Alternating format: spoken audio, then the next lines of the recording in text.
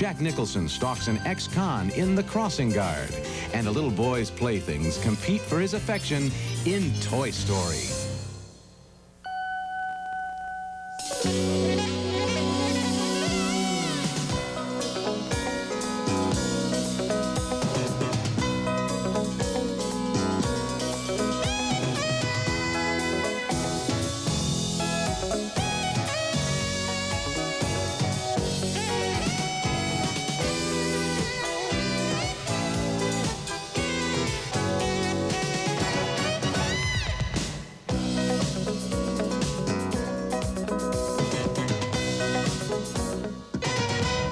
The Russian fail-safe systems. You just don't walk in and ask for the keys to the bomb. You need the access codes. Pierce Brosnan becomes the 5th actor to say those magic words. Bond, James Bond, in the new 007 thriller Goldeneye, one of 6 new movies we'll be reviewing this week on Siskel and Ebert, along with Jack Nicholson's latest film and Toy Story, a very different kind of Disney animated feature, one drawn by computer. I'm Gene Siskel of the Chicago Tribune. And I'm Roger Ebert of the Chicago Sun-Times. Our first movie is Goldeneye, which is the 18th James Bond adventure in a series going all the way back to 1962 and starring this time Pierce Brosnan as the 5th Agent 007. And with this film, he seems to evolve into a kinder, gentler Bond. The movie opens, as always, with a spectacular stunt as James Bond bungee jumps from the top of a dam in order to infiltrate a top-secret Russian weapons installation.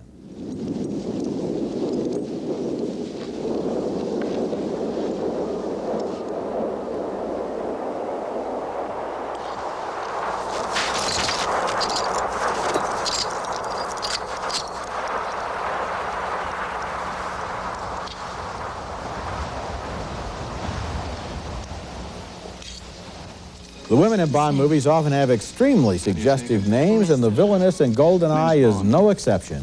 She's played by Famke Janssen. Ksenia Sergeyevna Onatop.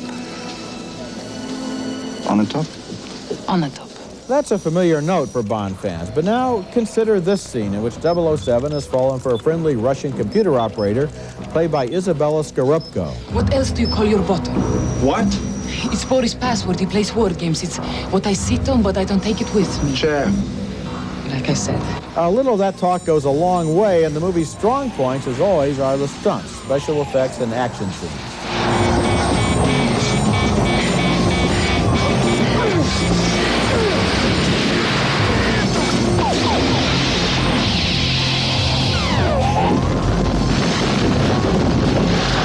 Whoops, I see I neglected to describe the plot of Goldeneye. Well, it pits Bond against a criminal mastermind from the old Soviet Union whose plan is to seize control of a secret satellite and use it to destroy Earthbound communication systems, thus giving him global domination. In other words, this is more or less the plot of every James Bond picture. I enjoyed Goldeneye for what it was, though, and I give it thumbs up.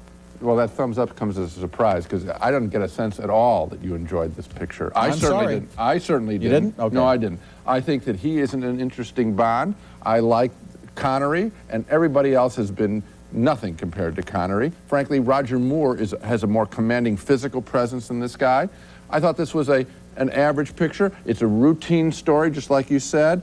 Well, they're all routine stories. No, let's face it. let me Most tell you. of them are. No, the classic ones, the Well, early there are a few. Connery The first ones. three, the of first course, three, okay. those are classics, Yeah. and those are the ones that I recommend. I can't recommend this picture at all. What I'm saying is, it did have some amazing shots in it. Only it really at the beginning. Did. Only when at the the guy beginning. is free falling after that airplane, Only that's at the kind beginning. of amazing. That's Roger. You're talking about 30 seconds. If a good friend of yours asked you whether they should go see it, What about say yes. What about the chase? What about the chase scene? Would you have what said about you- the chase scene with the 2 cars? What about the tank? That was If pretty I neat. asked you, should I go see it, would you tell me yes? You know what I tell you?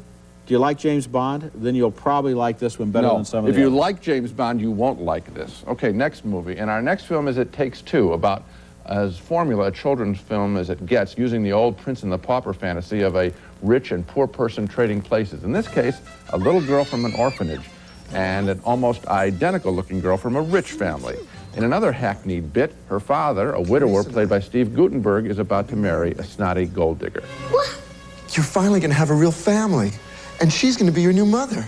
As for the poor girl, well, while her orphanage is staying at a summer camp, she wanders into the mansion across the lake and is mistaken for the rich girl. The Olsen twins from TV's Full House play the girls. What in the name of God is going on here? Hi, Benny. I mean, Vincenzo. I got distracted. Oh, you don't have to apologize. Really? Mm-hmm. Cool. Of course, something must be done about the snippy woman Steve Guttenberg is about to marry. Enter Kirstie Alley, looking kind of blousy in this film, by the way. The two girls conspire to bring the adults together.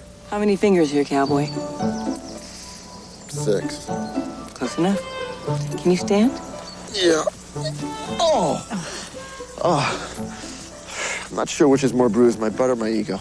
Boy, that is lame. It Takes Two has been written like a TV sitcom, a bad TV sitcom. I can't say that young kids won't buy into the fantasy of switching places. I think they always will. But there is such lethargy to the direction of this picture, to the writing, to the comedy, that I can't recommend it. I can't think of a single fresh moment in It Takes Two. You know, the only bright spot for me was the fact that they used the Olsen twins as the two girls, because whenever they have one person playing two characters, Right, you look for the I'm scene. always looking for the trick photography and the special Right. effects. And here I knew there were two girls, so I could relax. And then once I relaxed, You were really relaxed. That was it. There was nothing else to look for. Yeah. Maybe they should have just used one person. You know, I didn't know it was twins, and so I did look for the seam in all the scenes, and then Oh, I really? realized there's nothing in this story. It's utterly, totally, completely predictable Yes. in every detail from beginning to end, and Yes. I always love it when key plot points are developed by having people accidentally see things through telescopes. Oh, yeah, that's always That's thrilling. always good. When we come back, the inventive new animated movie Toy Story about toys that come to life.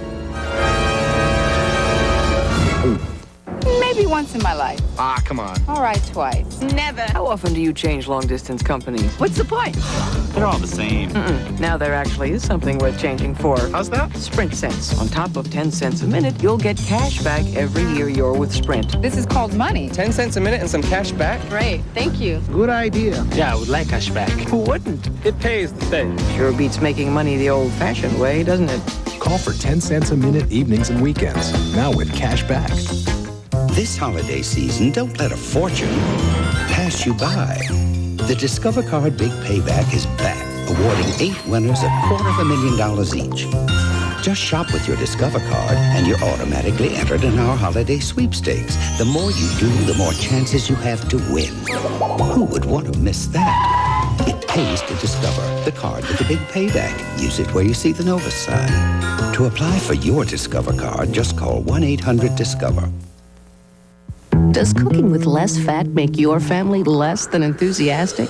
Introducing Campbell's new reduced fat cream soups. With half the fat, but rich, creamy Campbell's taste your family will love.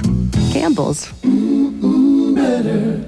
This season, HBO confronts today's major issues, like corporate takeovers, You just lie back and let me be the boss. water conservation, the blood shortage, and, of course, politics. I gotta pay. Stay in with HBO Saturday Nights with a brand new to HBO movie every Saturday night guaranteed. It's the intelligent thing to do. HBO, simply the best. Does cooking with less fat make your family less than enthusiastic? Introducing Campbell's new reduced fat cream soups. With half the fat, but rich, creamy Campbell's taste your family will love. Campbell's. Better. Not now, Slink. I got some bad news. Bad news? Just gather everyone up for a staff meeting and be happy. Got it. Be happy.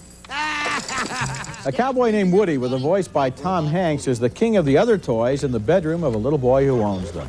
When the kid is out of the room, the toys come alive, and they have some terrific adventures in Toy Story. Kids will probably enjoy it on that level, but for grown-ups, the movie may be even more amazing because this is the first feature-length film made entirely by computers, every single frame. Look at the detail and the sense of three-dimensional movement through space in this scene as the toys send out a reconnaissance patrol to report on new toys arriving for a birthday party.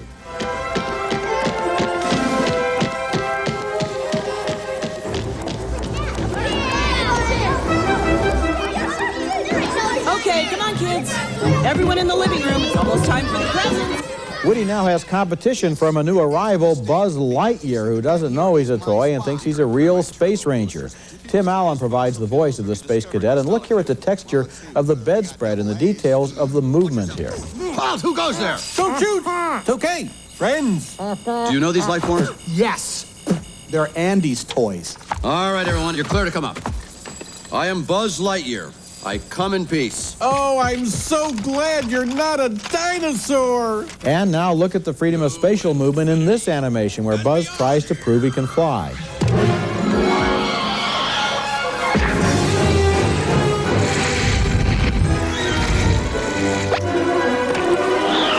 The story of this movie is not really the equal of its technique, turning it into a combination of a buddy movie and a chase picture, but look here at the convincing glimpses of the street racing past. This really looks good. We're almost there!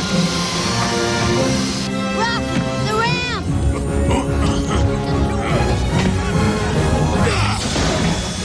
I was reading in Wired magazine this week that Toy Story took 800,000 hours of work on 300 powerful Sun computers, so forget about the theory that computer animation is cheaper than the traditional kind.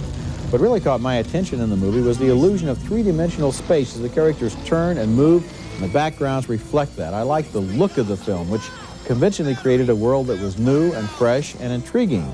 And I liked all the little side jokes, like when Mr. Potato Head finally gets married and we can look forward to some tater tots. Well, I think it's absolutely dazzling. And it was dazzling in a way that caught me by surprise. Here's why. I had seen the ads, and I'm sure everybody's seen the ads, where you see Woody, the figure, and you see Mr. Potato Head, and they look great and bright and all that. I liked the people. And I was completely, that's the toughest thing, I'm sure, to draw electronically and with computers. And I thought that the people and the houses all looked good. And as you said, the street rushing by in the chase sequence, terrific. So I was caught up in it visually. I love the way they did the animation. They even went to this extent.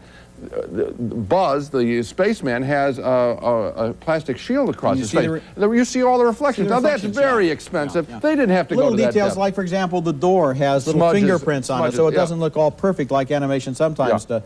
This technique is going to probably revolutionize animation in the future, and I think there's just almost nothing that they can't do. Well, with there's this kind of it's going to be another kind of. I think there'll always be a room for traditional cell animation, but I think this is another way, and it really looks great first time out of the box. I mean, I'm as excited about this picture as I was about Who Framed Roger Rabbit in terms of developing new animation techniques. Coming up, Jack Nicholson's latest film, directed by Sean Penn, The Crossing Guard, is next.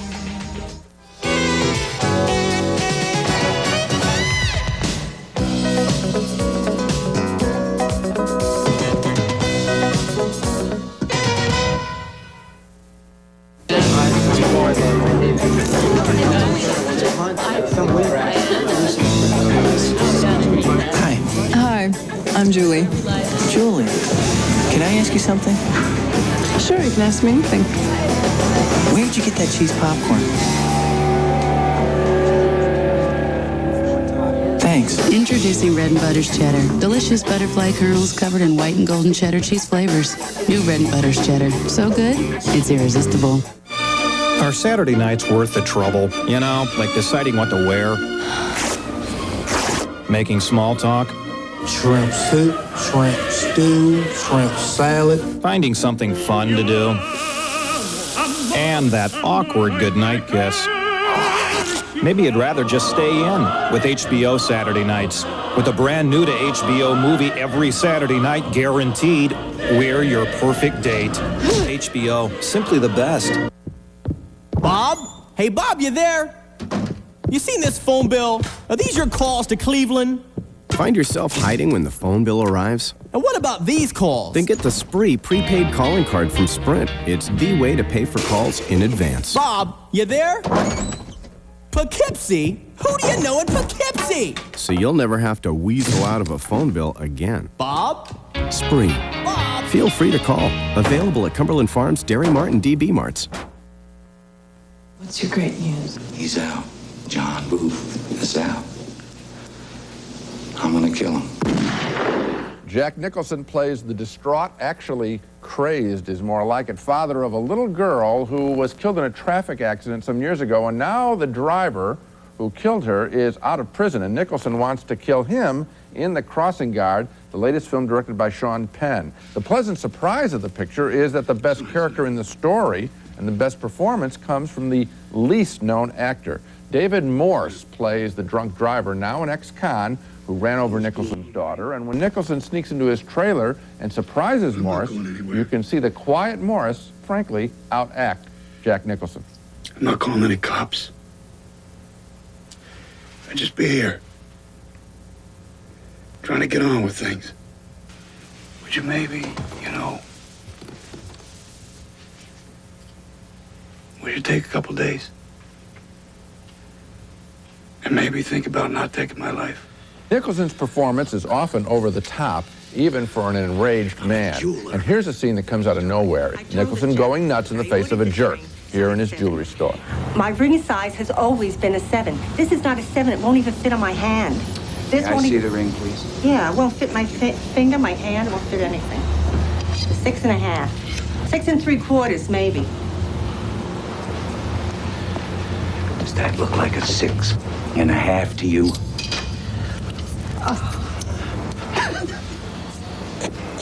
You were right. You're a perfect 7. Perfect 7. A better moment, Nicholson and his ex-wife in the film, played by his former lover, Angelica Houston. It made you so small and weak.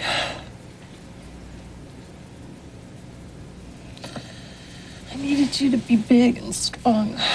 The reason to watch The Crossing Guard is the character played by David Morse. I won't forget him, or the performance, a layered role in which there's a great deal of calm and yet deep down great pain. Morse doesn't push his performance, it's memorable work. Overall, does the movie work? Only in fits and starts. Blame that, I think, on Sean Penn's screenplay, which includes too many extraneous elements, including a role for Robin Wright, his former lover, playing a woman who takes a strong, sympathetic liking to the drunk driver. So, a mixed review, but reluctantly thumbs down on The Crossing Guard. You often quoted Howard Hawks, who said his definition of a great movie is 3 great scenes, no bad scenes. Yeah.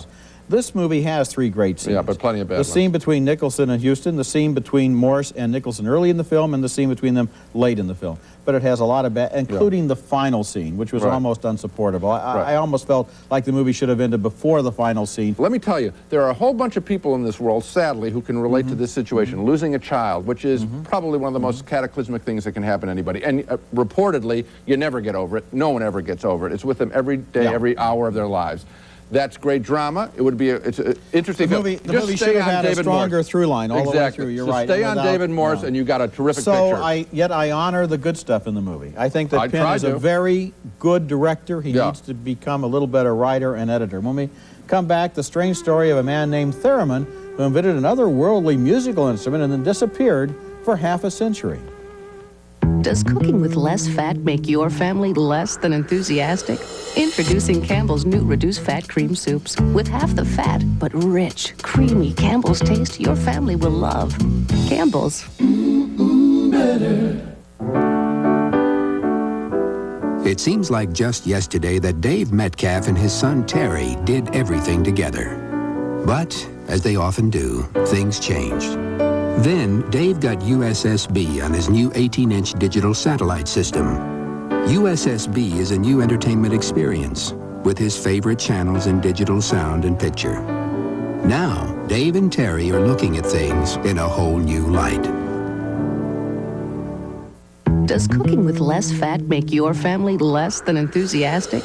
Introducing Campbell's new reduced fat cream soups. With half the fat, but rich, creamy Campbell's taste your family will love. Campbell's. Better. Our next movie is an unusual documentary called THEREMIN, an electronic odyssey. And I want to start my review with a clip from a 1951 science fiction movie named The Day the Earth Stood Still. And as you watch this, pay special attention to the soundtrack.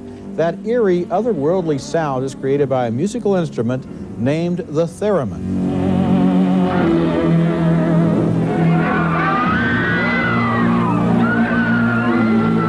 And this is the instrument itself, being played by a woman named Clara Rockmore, who is billed as the greatest living thereminist.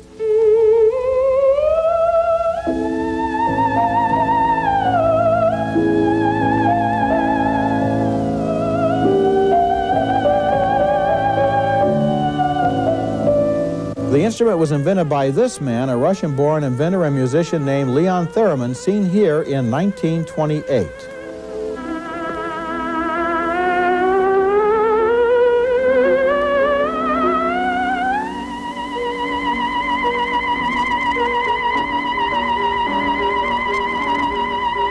The theremin was used in an underground way by generations of musicians, including Brian Wilson, who used the sound on the Beach Boys' hit Good Vibrations. I'm picking up good vibrations. She's giving me the excitations. In 1938, Theremin was apparently kidnapped by Russian agents and thrown into a series of Soviet prisons to work on war projects. He dropped right out of the pages of history, and he and his instrument were forgotten until, incredibly, the makers of this documentary discovered him still alive in Russia in his early 90s. The film ends with his return to New York. Theremin is one of those documentaries that tells a story that is not only stranger than fiction, but more satisfying. Well, this is why I like documentaries over most of the fiction films that I see, because you meet a better class of people, frankly. I mean, this is fascinating stuff. Just forget that you find him later. Isn't it refreshing just to see the sight of someone playing this thing? Yes, it is. I mean, stroking the air. I mean, and it sounds neat, doesn't it? Well, it does. I mean, it's not my favorite instrument, but but I like just the weirdness of it all. It may not be your favorite instrument, but it certainly creates sounds that no other instrument creates. Yeah. And here's another thing. Well, I like the whole journey. I wanted to say the journey of it all. That you're tracking something. You're trying to find a mystery here. I want to tell you, there is a piece of film that shows a party for Clara, the thereminist, and Leon at an early, and they kind of slow it down and they look at each other. And you realize the buried subtext is these people are in love. Sure. They were in love. And that is something that the film returns to. And then finally there's a reunion, and you realize that there's a whole other story that the film just hints at. It's a fascinating film. Right. Documentary films, I hope that they get booked in theaters around the country. Look for this one. You're going to have to move quickly to find it. Coming up next, When Night is Falling, an adults-only film about two women in love. How do you get clean and fresh? Jergens body shampoo. I get so much lather. I mean, you really can feel the clean. And it rinses clean without soap film. Totally refreshing. How refreshing is it? You feel fresh. You come out with some bounce in your step. This freshness is fabulous. Sounds like you love the clean, fresh feeling. Showers will never be the same. I just feel incredibly clean. I'm never gonna let you go. Jergens body shampoo, now in a new moisturizing formula. Another beautiful idea from today's Jergens. On sale now, it's Tim Allen. I shave in the morning, in the afternoon, I look like this. And he's turning into Santa. Oh my God. Who's down there? Whether he likes it or not. I'm supposed to drink the milk. I am lactose intolerant. Own the huge comedy hit that shows the lighter side of Santa. Johnny, naughty. Gary, nice. Veronica, very nice. In your dreams, Playboy. The Santa Claus. Own it today.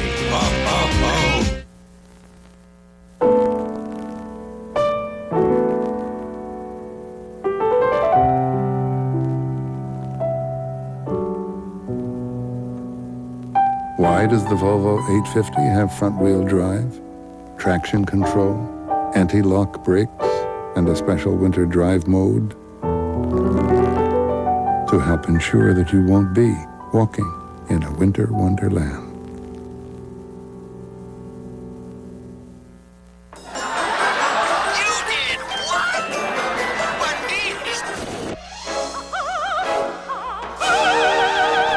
It's been said, you are what you watch.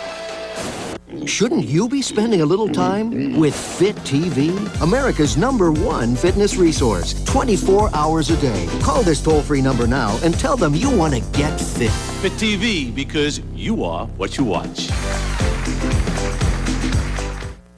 The Century Plaza, offering the finest in luxury, service, and Southern California style, adjacent to Beverly Hills on LA's fashionable West Side. The Century Plaza Hotel and Tower, a Westin hotel. Our next film is When Night is Falling, the story of a professor at a Protestant college who becomes enamored of a lesbian circus performer. Both are very pretty women, and this movie by director Patricia Rozema is always lovely to look at, even though many of its plot points are absurd. Here's where the two women first kissed. They're played by the beautiful Pascale Boussière and Rachel Crawford.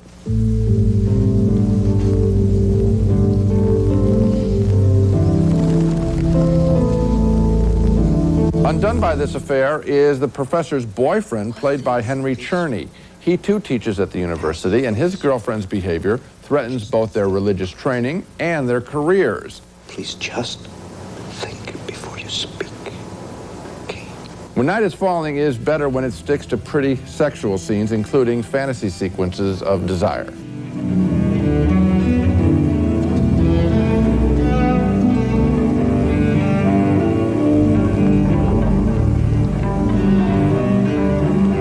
the level at which When Night is Falling works, sexual dreaming, but many of the plot points, including the dean of the college popping over to the professor's apartment just as she's getting a back rub, are plain silly. So a mixed review and thumbs down from me on When Night is Falling.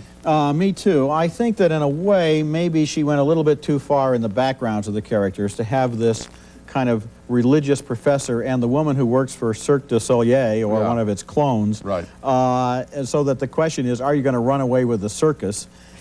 Is a bit much. And then the whole hypothermia subtext where she almost freezes to death, followed by the conclusion where her dog miraculously thaws out.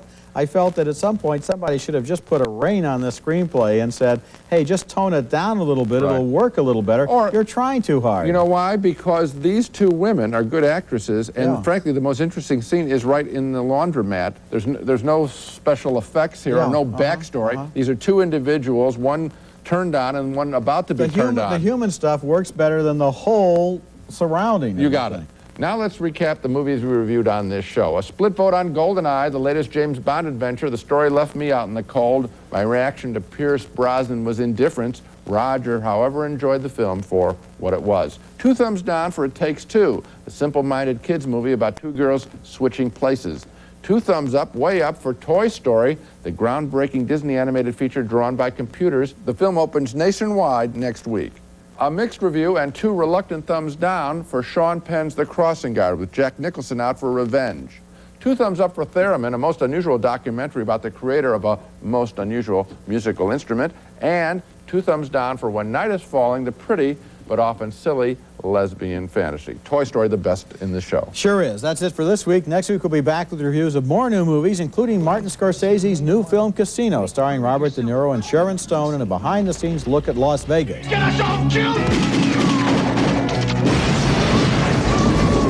Also, Money Train, starring Wesley Snipes and Woody Harrelson, as New York transit cops planning to hijack an armored subway train. What the hell are we gonna do? We can't stop this thing even if we wanted to. Go faster! That's next week, and until then, the balcony is closed. Take in the adventure and freshness of the great outdoors with Aspen, the exhilarating cologne for men. The Game of Knowledge, the exciting and educational game for children and parents too. The Game of Knowledge, new from University Games. Glade Clip-Ons, the refillable air freshener designed specially for your car, now with more freshening power. Experience